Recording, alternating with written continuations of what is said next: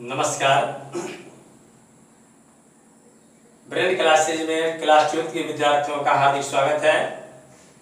पिछले वीडियो में हम लोगों ने ट्रांसपोज ऑफ मैट्रिक्स के बारे में अध्ययन किया है।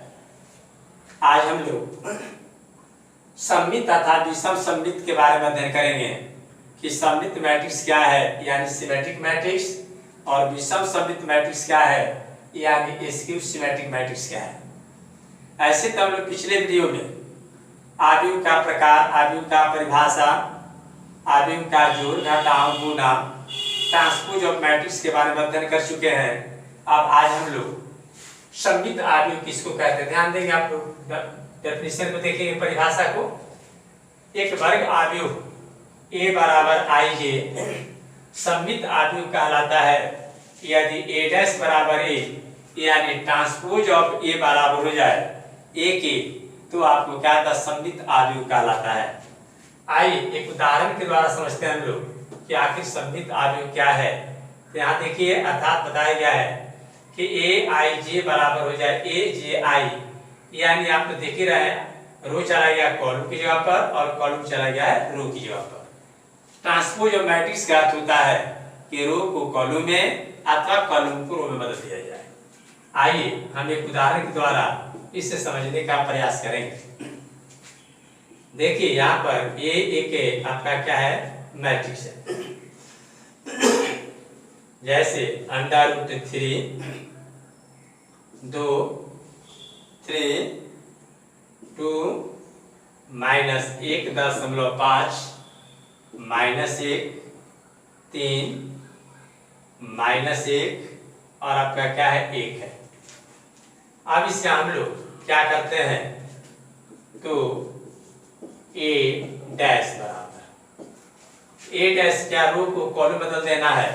यही आपका देखिए √3 2 3 2 -1.5 -1 3 -1 और ये आपका 1। यहाँ देखिए आप लोग, ये A डैश का जो एलिमेंट है यानी therefore A डैश बराबर आपका हो गया A डैश का जो भी एलिमेंट है, देखिए यहाँ पर √3 2 3 √3 2 3 2 -1.5 -1 3 -1 और 1 है, इसलिए हो गया आपका A डैश बराबर कितना के 1 है।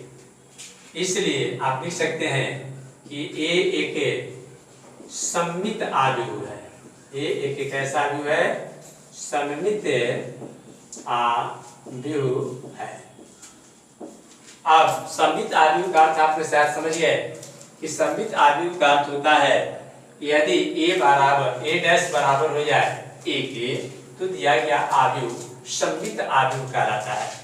अब हम विषम सममित आव्यूह की परिभाषा के बारे में सीखेंगे, जानेंगे। आप याद रखेंगे, यदि आप हमारे चैनल के साथ बने हुए हैं, सब्सक्राइब करके देखते हैं, अपने मित्रों, दोस्तों, संबंधियों को बताते हैं, तो आपको हम यह विश्वास दिलाते हैं कि बोर्ड परीक्षा में आपको 95 प्लस से ऊपर आपको क्या ये अंक प्राप्त होंगे। अब हम आपको विषम सममित आव्यूह के बारे में बता रहे हैं।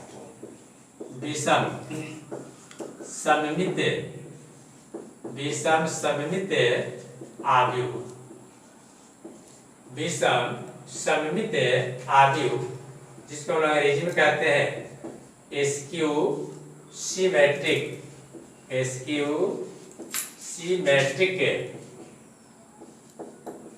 मैट्रिक्स इसको कहेंगे। तो ध्यान देंगे आप लोग, एक वर्ग आव्यूह,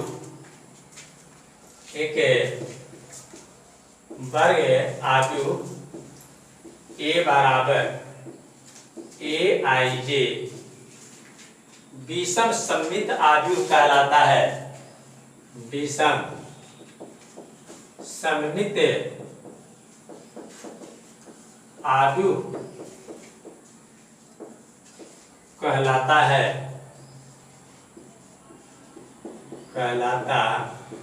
है यदि, ध्यान देंगे आप, यदि ए डैश बराबर हो जाए माइनस ए के, तो यह आव्यूह जो आपका क्या कहलाता है, विषम सममित आव्यूह कहलाते हैं, विषम सममित आव्यूह कहलाते हैं। आइए उदाहरण के द्वारा में समझेंगे। यदि बी बराबर आपको दिया जाए, नहीं जैसे ओ ई एफ माइनस ई ओ जी माइनस एफ माइनस जी और ओ, तो ध्यान देंगे आप, तो बी डैश बराबर होगा आपका कितना बोलिए, माइनस बी के। बी डैश बराबर हो जाएंगे कितने के, माइनस बी के। नहीं, या आप देखेंगे चूंकि बी डैश जब निकालेंगे तो रो कॉलम बदल देंगे, कहाँ में, कॉलम में बदल देंगे, रो को कॉलम में बदल देंगे। नहीं, देयरफॉर इसलिए होगा आपका ये बी ए के विषम, बी ए के विषम सममित आव्यूह है, विषम सममित आव्यूह है। अब हम लोग यहाँ पर ध्यान देंगे, ये तो हमारा डेफिनेशन हुआ कि विषम सममित आव्यूह क्या है और सममित आव्यूह क्या है। सममित आव्यूह में आपका ए डैश बराबर ए के होता है, जबकि विषम सममित में आपका होता है ए डैश बराबर माइनस ए के। अब हम लोग इस पर आधारित एक प्रश्न बनाएंगे। कहीं आपको दे देता है एक आव्यूह देगा और उसको कहेगा कि विषम सममित आव्यूह के जोड़फल के रूप में या सममित आव्यूह के जोड़फल के रूप में व्यक्त करें या सूचित करें, बनाए। तो आप कैसे बना सकते हैं, आइए एक प्रश्न हम लिखते हैं। जैसे यहाँ दिया हुआ है प्रश्न होगा आपका इस पर, यदि b बराबर, ध्यान देंगे आप, यदि b बराबर 2 -2 4 -1 3 4 -4 4 हो गया आपका, यह हो जाएगा आपका 1, यह हो गया आपका 1 -2 -3। ध्यान देंगे आप, यदि a बराबर आपका हो गया 2 -2 -4 है यहाँ, उसके बाद आपका आ गया -1 3 4 1 -2 -3 को सममित आव्यूह हो जाएगा आपका, सममित आव्यूह के योगफल, सममित आव्यूह के योगफल, सममित आव्यूह के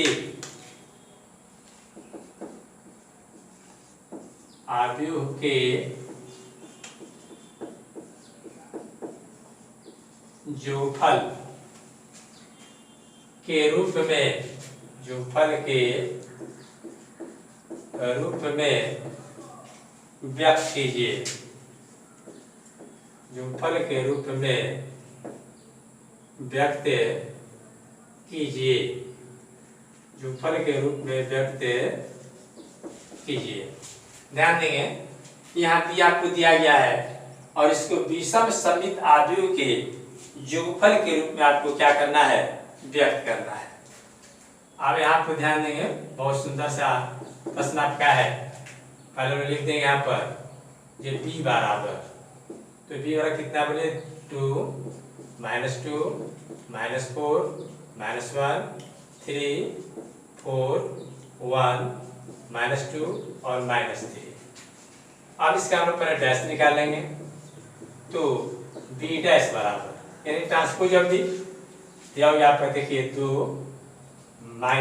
हो गया -2 -4 -1 3 4 1 -2 और ये हो गया आपका -3, हो गया आपका -2 और कितना हो गया 3। ट्रांसपोज ऑफ मैट्रिक्स का अर्थ होता है कि रो को हमने क्या किया, कॉलम में बदल दिया।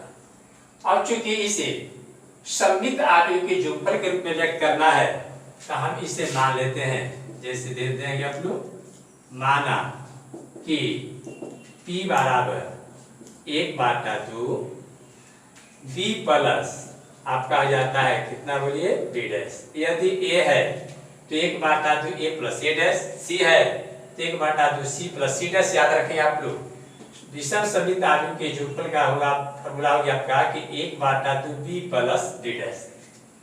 अब हमने लिख दिया यहाँ पर कितना बोलिए 1/2।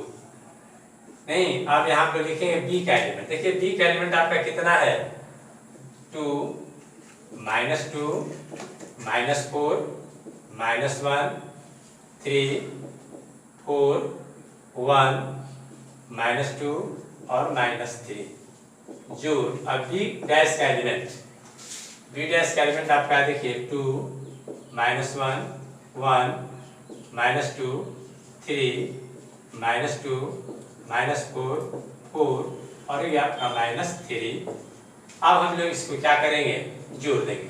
1/2 बाहर रखते हैं और जैसा कि आप जानते हैं कि पहले रो को पहले कॉलम को पहले कॉलम के साथ हम लोग क्या करेंगे जोड़ देंगे। तो चलिए 2 और ये आपका क्या है 2, यानी हो गया आपका 2 आप +2।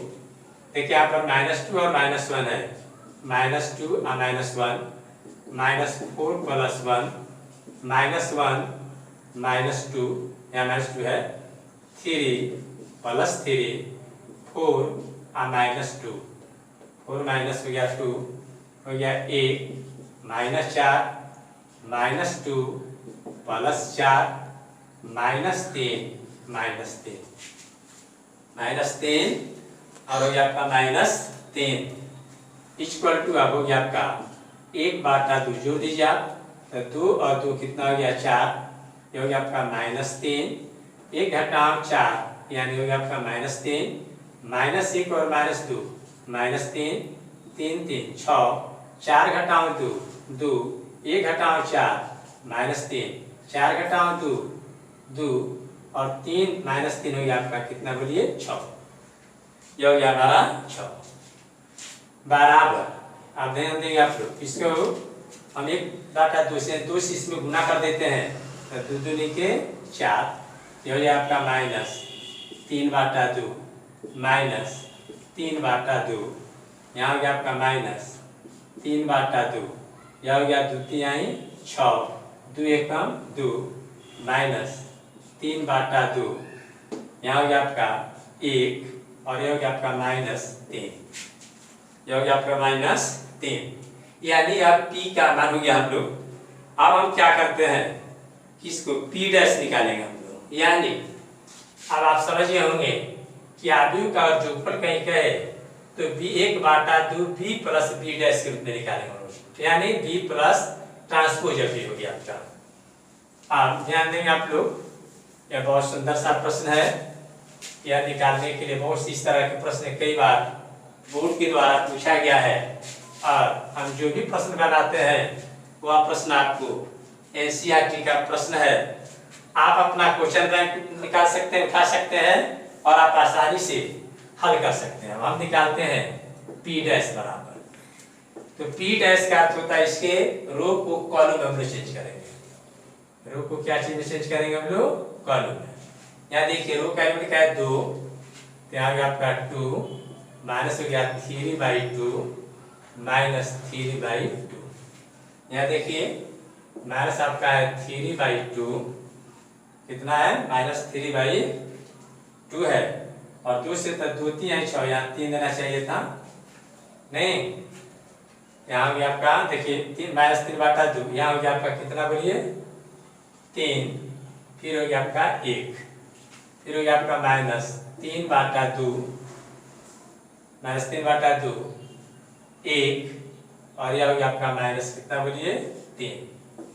गौर से आप देखें तो P डैश का जो एलिमेंट्स है वही एलिमेंट्स आपको क्या आता है बराबर हो जाता है आपका कितना के बोलिए P के। देखिए यहाँ पर 2 -3/2 -3/2 -3/2 3 1 -3/2 1 और ये हो गया आपका -3। इसलिए आप देखिए कि P डैश बराबर हो गया कितने के बराबर, P के। यह बराबर हो गया कितने के, P के। अतः आप कह सकते हैं, अतः आपका हो गया यहाँ से ये P बराबर हो गया आपका, P बराबर 1/2 B प्लस B डैश एक सममित आव्यूह है, एक सममित आव्यूह है। देखिए इस तरह के प्रश्न जो आपको बार बार पूछे जाते हैं, कोई एक मैट्रिक्स दिया जाएगा नहीं और उसको आपको कह दिया जाए कि इसे के सममित आव्यूह के जोगफल के रूप में व्यक्त करें। तब जब भी आ जाए तो सममित आव्यूह के जोगफल के रूप में आप याद रखेंगे ये P बराबर 1/2 B प्लस B डैश। अगर A दिया है तो A plus A dash, C दिया है तो C plus D dash, C dash निकालेंगे और हम देखेंगे कि क्या P डैश बराबर P अगर हो जाए तो ये आपका क्या था, सममित आव्यूह कहलाता है। फिर हम लोग अगले वीडियो में मिलेंगे जहां पर हम लोग एक विषम सममित के बारे में जानेंगे।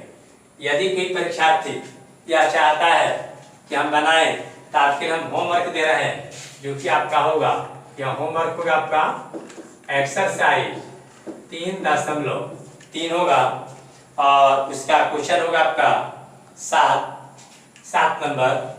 इसके अलावा आप 8 नंबर, 7 और 8 प्रश्न आप क्या कर सकते हैं, हल कर सकते हैं। 7वां और 8वां प्रश्न आप इसे बनाएंगे एक्सरसाइज 3 का क्वेश्चन नंबर 7 और क्वेश्चन नंबर 8 हल करेंगे। फिर हम लोग अगले वीडियो में मिलेंगे।